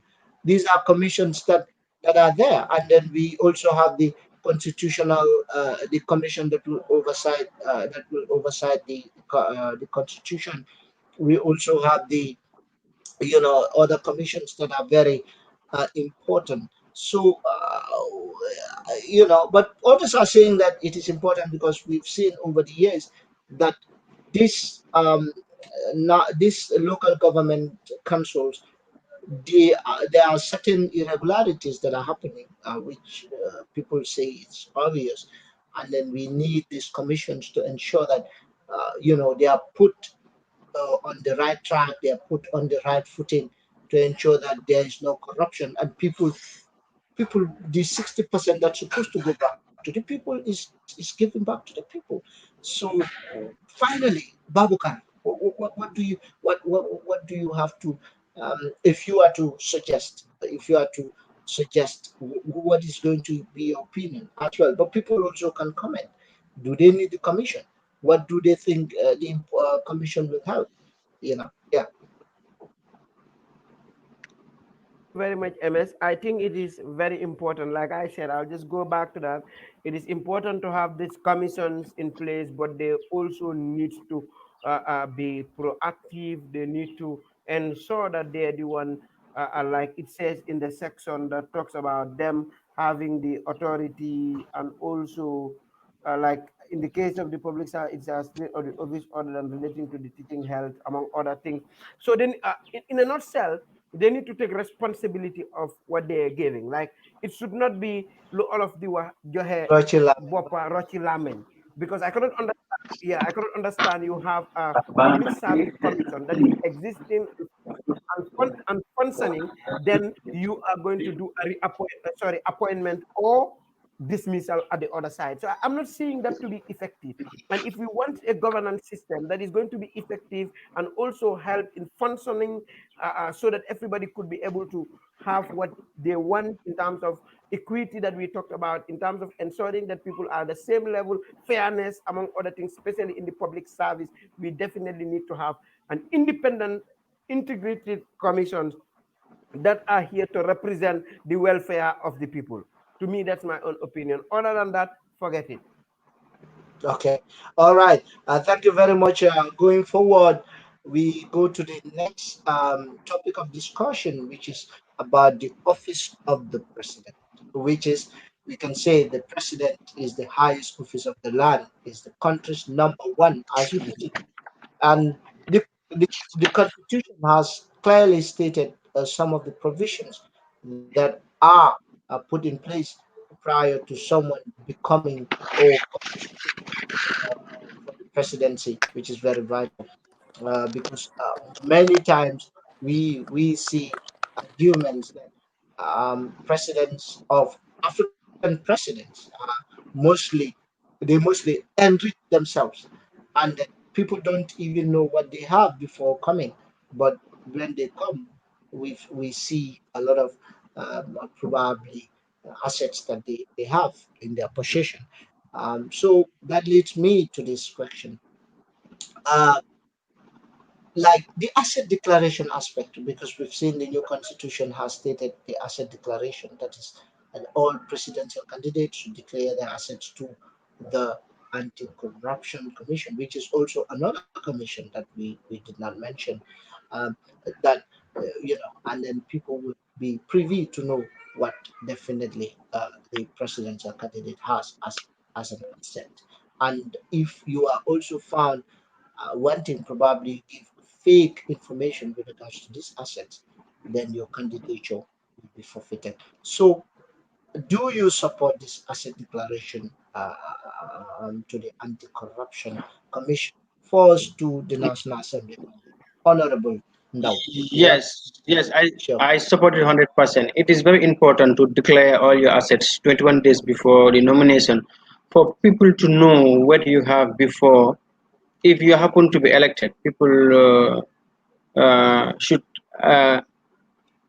know on the onset what properties do you have, your accounts that you have, the amount of money that that is in your account, the farms that you have, everything that you have should be declared to the people. Because I cannot just understand if you can fully remember during the time of Jammeh, less than $500 was in his account. Less than $500 was in his account. After 24 years, 22 years, he happened to be a millionaire or billionaire. Can you imagine? So it is good to declare things. Otherwise, the presidents MS Ba can be the president next time, or I can be the president, or Fatou or Babukar, and we happen to, without declaring our assets, we happen to stay for 5 years and be billionaires. Where will we be able to get those billions? okay? We are not Fair. doing we are not doing multi-million businesses. We are not doing anything. So it is good for people to know what you already have. And after serving for 5 years for a term, people will know still what you have. If you happen to build 100 castles, people will know that you tampered with government funds to build all those castles or all those mansions. So it is very important. All right. Okay. What's your take on the asset declaration? Um, I uh, wanted to give Fatu the opportunity to talk first before me. Fatu, yes, Fatu. Fatu, what is your take on this? What do you Yes. think? Yeah. I think this is Oh, Fatu, we're not getting you. Fatu, we are not getting you. Babukar, you can go ahead. Okay. All right. MS, to me, 1,000,000% supporting of the asset declaration. And, One and million honest, percent. yes, and honestly, it should not only be for the president, it should also be for the ministers and all other people who hold senior government positions. Because at the end of the day, we're talking about representation, but representation in what? We have seen reports of so many issues, and which we don't want to talk about because we cannot verify them independently. However, but we have seen a report of the Chinese, among other things. So we must be very fair to ensure that all these things goes across the board, that assets are declared before the time you're being coming even into the ministerial position, so that we know that definitely this is what you had, and before and after, to be able to help us understand whether you did not take other people's fund. Okay, perfect. That's interesting. Fatu, I give you another chance so that we can move ahead. MS, Two. Yes. can you guys Go. hear me? Yes. Yes. Yes. Go ahead, Fatu. Babu honorable, because we have seen how the non-declaration of asset in the previous years, maybe, or in other countries, has actually led to corruption as one of the major threats for good governance and democratic processes. So, as Babukar already highlighted, it's not only something that should be done by presidential candidates or people that are aspiring to run for presidential roles, but it should be cross-cut. It should be for every public servant, especially our key public servants, like our candidates, the president, and also even the speaker Speaker of National Assembly, among others. Because this is a really good practice that has actually been recognized globally, because other countries are actually using it as a tool to curb corruption, because we understand how corruption has been a major hindrance to our development over the past few years. And as Honorable Ndow already mentioned, we have seen before Jammeh came into office, the amount that he had in his coffers, and before he left, or by the time he left, how money he actually had in his coffers. So declaring our asset before running for presidency will actually help the citizens actually know the status of that presidential candidate. And if that person comes, they are going to be spending the tax, how they are going to be spending taxpayers' money as far as the development of the country is concerned. So I think this is something that we should always encourage as far as public officers are concerned. And like I already mentioned, it shouldn't only be the president, but also key cabinet positions and other public positions, because we as citizens, or we as individuals or electorates, need to know the financial status of our leaders, and when they come into office, how they are going to be spending our taxes as far as the development of our country is concerned. So this is something that is definitely key as far as our democratic process is actually concerned. Okay, perfect. Yes, Uh, MS, the declaration of assets. MS, I get it. yeah. You can go ahead. Is the declaration of assets shouldn't be, as I observe most of the time, it's usually what you feel in a form that I have a plot of land, I have a bank account, I have an offshore bank account. Sometimes they don't even investigate on those things. They don't even investigate on those things, but there should be proper investigations that you have all those properties or not. Sometimes Yeah, you might say that I have this while you didn't have it. So this might help you to uh, tamper verify. funds, and at the end of the day, you say that I had this before, I had this, I had that before, but whilst you didn't even have it, you might Mhm. you might show some things that you don't even have. So there should be proper verification, and it is even stipulated in the draft constitution that if you are found guilty of declaring what you don't have, then you'll not be qualified to contest in the elections, It's which is clearly very important. stated. Yeah. And the anti-corruption also is also given the mandate to cross-check Yeah. some Yes. of the things that you made of. I think the process and procedures are very are stated clearly if you look at section 96 of the constitution, how you go about it, which is very important. Looking at the also the qualification and disqualifications of the candidates for presidential office. Do you think the qualifications requirement of having an undergraduate degree plus 5 years experience is good enough to or below expectations? Do you think that we should peg our qualifications to having a degree plus 5 years of experience, or a grade 12 certificate with 12 years of experience? What do you think? What do you make of it, Honorable? No, I don't think there is a need to peg it at degree level to have a bachelor's degree or master's degree to be qualified to be a president. High school certificate, undergraduate, it's okay. It's okay. There's in other parts of the world like Turkey, qualification requirement, it's primary school education. And look at Turkey as a developed country. It's the most important thing is to deliver to expectation. That is the most important thing. We have seen in the history of America, two presidents who served were high school products. So it's not necessary to peg it at a bachelor's And degree. Robert Mugabe was one of the most landed president in I can say in the world. He has probably 7 degrees. Zimbabwe president. But I'm just giving trying to give Mhm, references, probably linking it. But it's important for people to mhm. understand these realities and also decide based on what has been happening.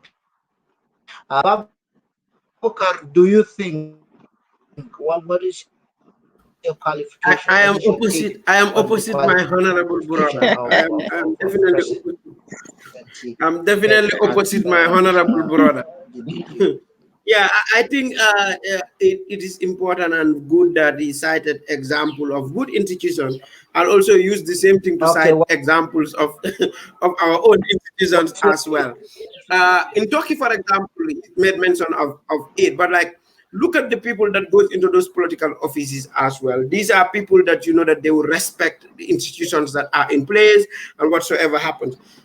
Now, I'll give you an example of the office of the advisor to the president. We tend to ask each other every day in this country, what is supposed to be the office of the advisor of the president be doing? What? Is it to defend the president or to advise the president on matters relating to people's opinion or among others? But because it's also not clear in our books on what they should do, they just appoint any So, person.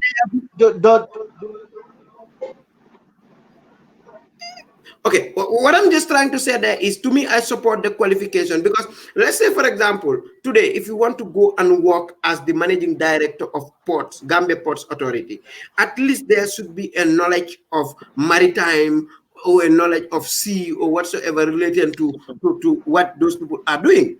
If you're going to be the managing director of NAWEC, we expect the people's expectations are definitely that we expect you to have at least, if not a whole background of engineering, but at least a leadership skills that you're going to demonstrate. Likewise, a GAMTEL for communication, among other things. So the highest position of the land cannot just go, cannot just go.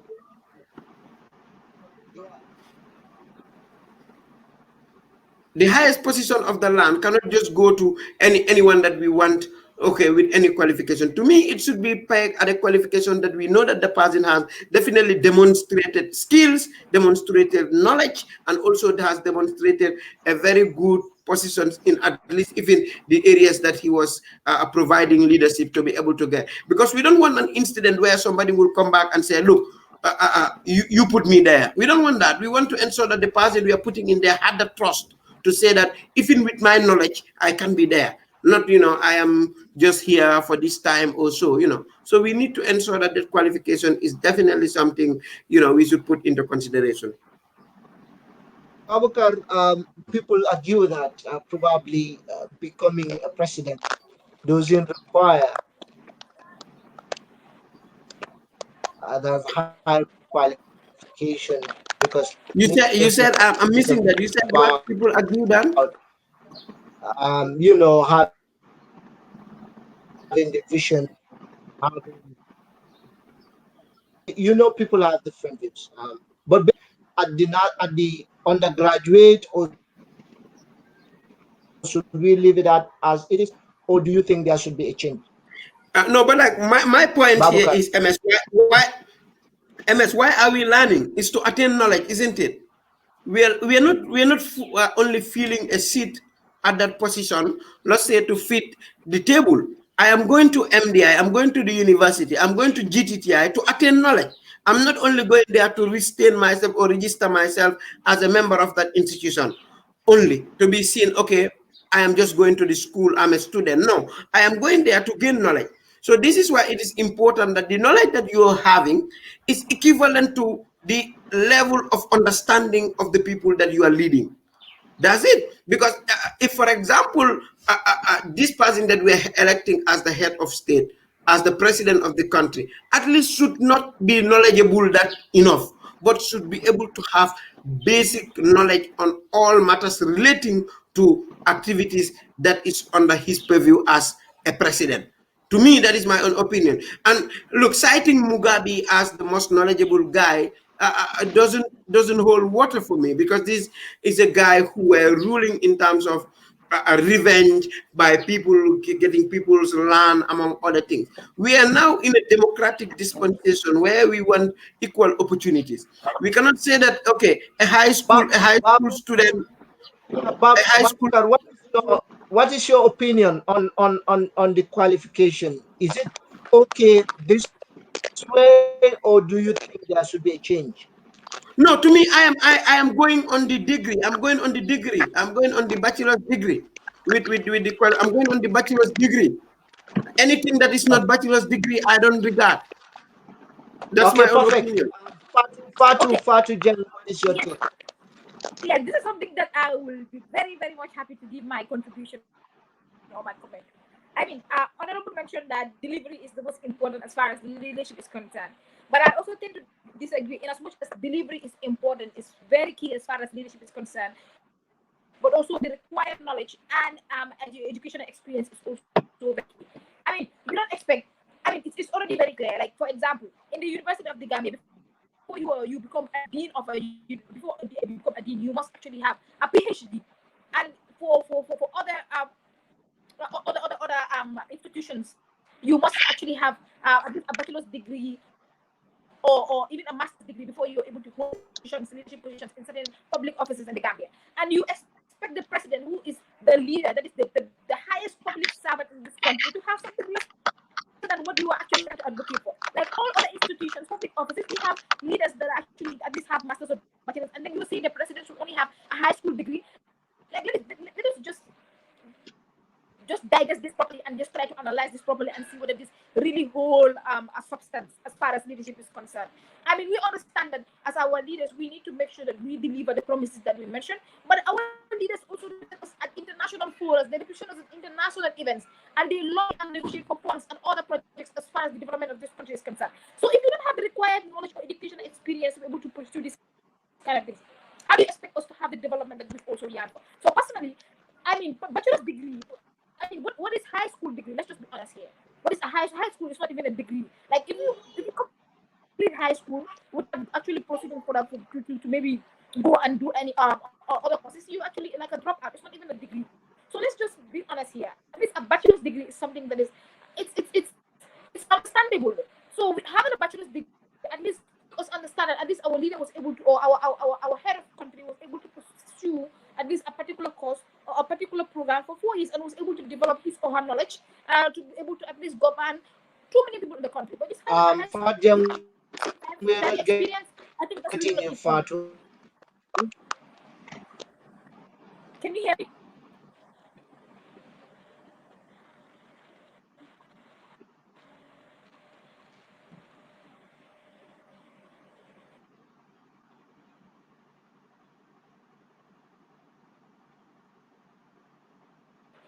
Can you hear me?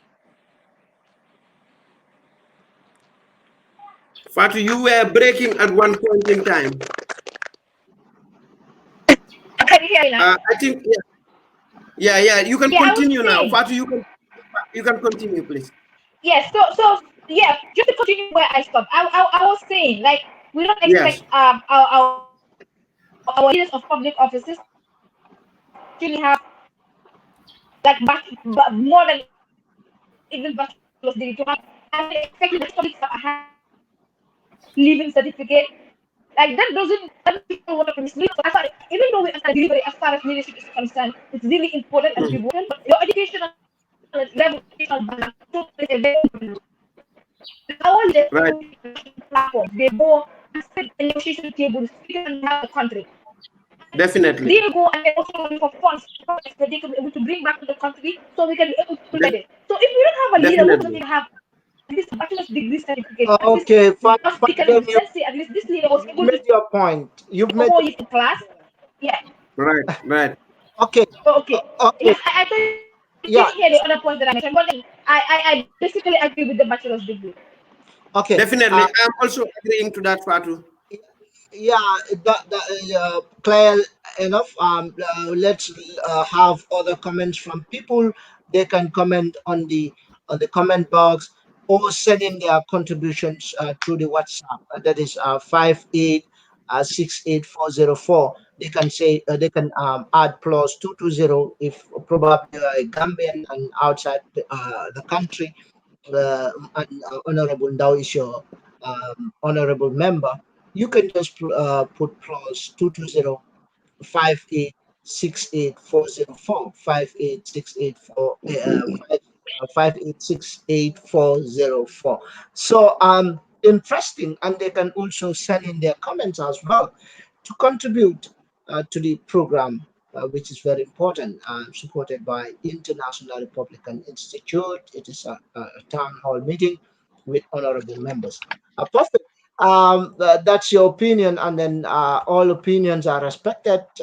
Probably others will argue differently, however. So, moving forward, we've made mention of the qualifications of the presidency. That is, people argue that they need a degree, that is undergraduate degree, to probably at least have the qualification to contest. Um, Also, looking at the disqualification aspect of it, that is, if you are a dual citizen, probably you will not be be part of those that are not um, going to participate as a president. And then also, if you acquired citizenship of the Gambia by registration or naturalization as well, and then also you also during any period of service in public office in the private sector in the Gambia been terminated or dismissed for dishonesty or immoral conduct, and the list goes on. So, what do you make of that, guys? The dual citizenship, you are not going to be qualified. If you are also terminated, from your private sector or when you're working in the public or private sector. What's your take on that? Yeah.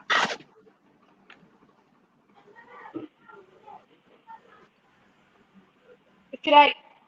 Yeah, honorable first, then you can comment. Okay. Honorable. Yes, for me, I'm supporting all the disqualifications of contesting as a president listed under the draft constitution. I think Yeah. it is fair. It is fair enough. It is fair enough. All you haven't even mentioned some others, which is indicating that Mm, is found to have made false declaration of his or her assets by the anti-corruption yeah. commission in Yeah. relation to the election at which Mm, he or she wishes to be nominated for the election as president. yeah. All those things are very important. All those things Okay. are very important. Yeah. So you are in support of those things. Okay, perfect. Babukar, how about the disqualification? Yeah, MS, just to wrap up, because I know it's time now and definitely we are going. I think the qualification, as I said But earlier, maybe you were I'm up and supporting the degree qualification, like Fatou said. And her explanation to all that thing is a very, very, very good and valid one. And I'm 100% besides her on that. Thank you. okay, Fatu. Yes, I also agree with what my co-panelists mentioned, especially with the fact that I mean we cannot have a leader who actually holds dual nationality or dual citizenship. Because as a leader, you're supposed to owe allegiance to your country, especially us, the Gambia. So if you are a leader of this country, we actually expect you to at least be a citizen of this country and no other citizenship. Because we understand how dual citizenship can actually lead to certain things which might not be beneficial for the development of this country. So that is something that I actually agree with. Some of the other disqualification conditions highlighted in the Constitution section 94. Okay. All right. We go to the final one before we wrap up. That is term limit. Do you support the way the term limit is is stated on the new constitution? That is, no one will be allowed to serve two terms, and the current president's term is part of is counted.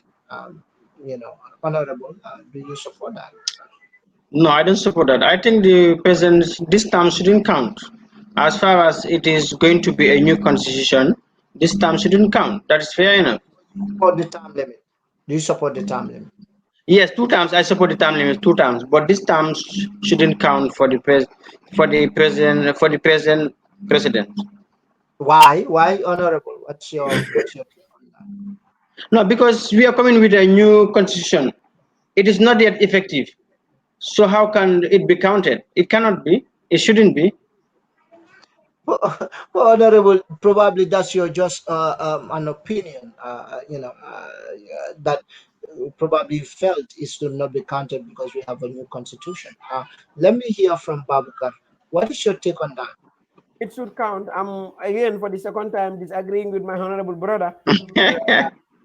I think it should count because Yeah, we don't want an instant look. Look, we have enough problems of such in Africa, and I think going forward it should be clear. Right now, we have a problem of this of Ablai Wada saying that when he was changing the constitution, his first term did not count. We had the problem of Alpha Conde saying the same thing. We have a problem of Alassane Ouattara saying the same thing. We have a problem of Macky Sall's people saying the same thing, that the 5 years in which he said the first 7 years was not included in it. So it's just a tactical game that these African leaders are now using to deceive us. To me, that day one of Barrow's Mr. President's term should count and should be included in this term to ensure that he has two of his final term of 10 years, and that is enough for a president if he is definitely going for the other term or if he happens to win an other elections. To me, that term is definitely included in whatsoever term that he wants to seek again. And I think having a new constitution or an old constitution doesn't matter in this case. What matters is that you have represented the people for a period of 2 terms, and that is enough. That is my own opinion. and, and, and people's argument is laws cannot be retroactive. That's that. But when it comes to probably gross human right violations Exactly. or criminal, yeah, For example, and extrajudicial killings, among other yeah, things.